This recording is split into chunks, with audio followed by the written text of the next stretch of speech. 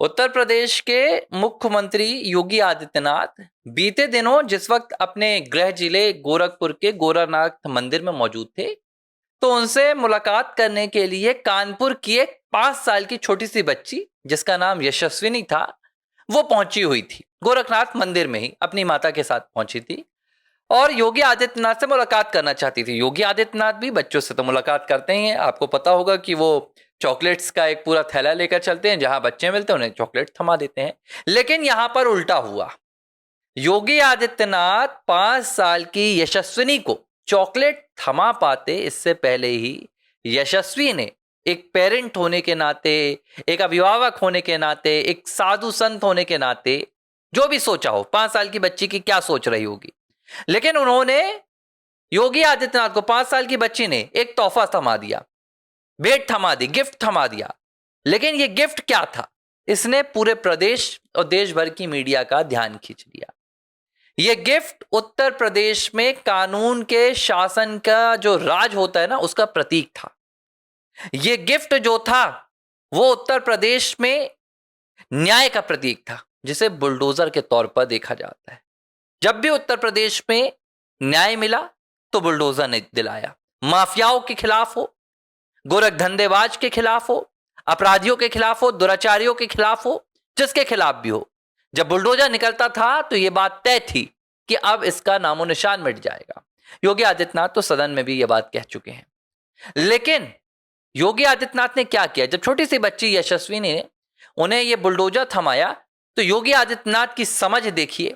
योगी आदित्यनाथ का बच्चों को और आने वाली पीढ़ी को लेकर जो विजन है, जो उनकी सोच है, वो क्या थी? योगी आदित्यनाथ ने वो बुलडोजर नहीं लिया। उन्होंने वो बुलडोजर वापस बच्ची को थमाया और क्या कहा? योगी आदित्यनाथ ने कहा कि खूब आगे बढ़ो, खूब पढ़ो और मन लगाकर पढ़ाई करो, तरक्की करो।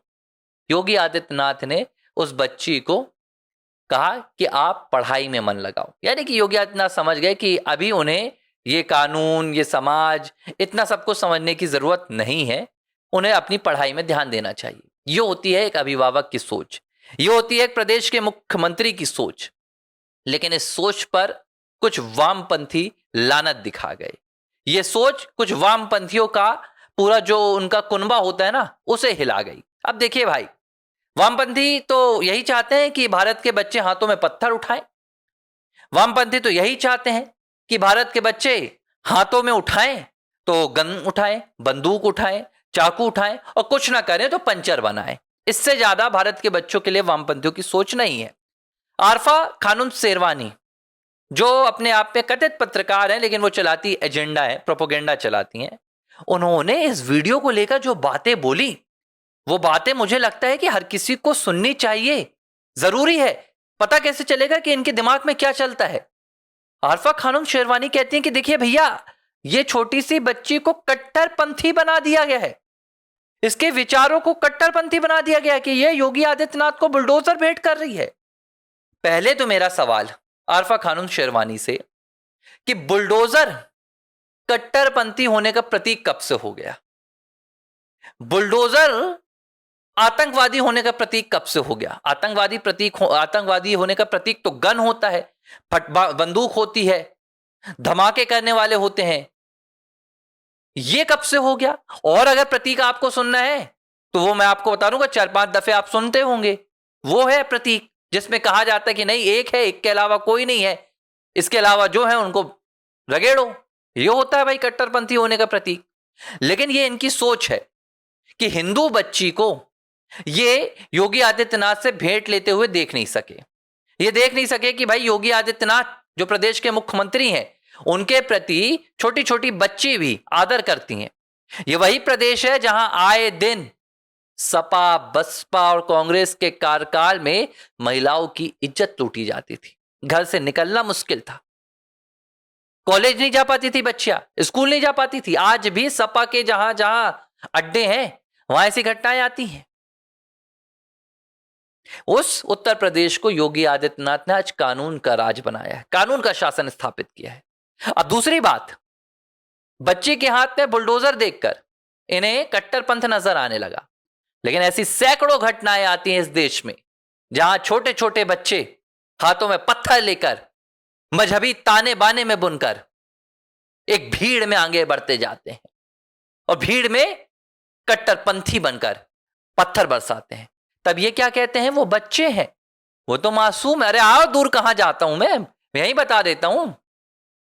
क्या कहा था मुलायम सिंह यादव ने, कहा था ना, लड़कों से गलती हो जाती है, यही कहा था। लेकिन यहां पर इन्हें कट्टरपंथ नजर नहीं आता। कुछ दिनों पहले की बात है, कुछ लोग कह रहे थे कि भाई हमारे जो ईरान के खमेनी हैं उनको मार दिया गया। छोटे छोटे बच्चे कह रहे थे, बोले मोदी ने मरवा दिया। योगी आदित्यनाथ को लेकर छोटे छोटे बच्चों के बयान आते हैं, विशेष धर्म से, विशेष मजहब से, कि हम योगी को ये कर देंगे, गाली देते हैं। छोटे, मैंने कही अभी हाल ही में जबलपुर में एक घटना हुई थी, जहां का मैं रहने वाला हूं, मध्य प्रदेश में, और वहां पर दो पक्षों के बीच में मैं नाम नहीं लूंगा, यहाँ घटना स्थल पर आपको पता होगा सिहोरा में हुई थी। तस्वीरें नजर आई तो भैया एक इनका जो शांति दूतों का मजहबी स्थल होता है, वहां से पत्थर बरस रहे थे, छोटे छोटे बच्चे बरसा रहे थे। और बाद में एक बच्चा बोलता है कि हम तो पत्थर बरसाते ही नहीं है, सामने से पत्थर बरसते हैं। मंदिरों में पत्थर रहते हैं क्या? कभी कोई दिखा दे, दावा है मेरा, मंदिर में सिर्फ एक पत्थर रहता है, और वो पत्थर नहीं रहता है, वो हिंदुओं की आस्था का सबसे बड़ा प्रतीक रहता है। उसके अलावा हम कभी कहीं पत्थर नहीं देखते। लेकिन इन्हें क्या नजर आता है? इन्हें सिर्फ यही नजर आता है, हिंदुओं में आतंकवादी नजर आते हैं, बच्चों में कट्टरपंथी नजर आते हैं, और नेताओं में दंगाई नजर आते हैं। ये एक तरफा विचारधारा पैदा की जाने की कोशिश की जाती है। योगी आदित्यनाथ चूंकि आज एक व्यापक तौर पर वैश्विक हिंदूवादी नेता है, जो डंके की चोट पर सनातनी और राष्ट्रवादी विचारधारा पर मुखर रहते हैं, बढ़ चढ़ कर आगे आते हैं, ऐसे में उनके खिलाफ अब ये पूरा वामपंथी प्रोपेगेंडा आगे आ रहा है, क्योंकि 27 का चुनाव भी करीब है।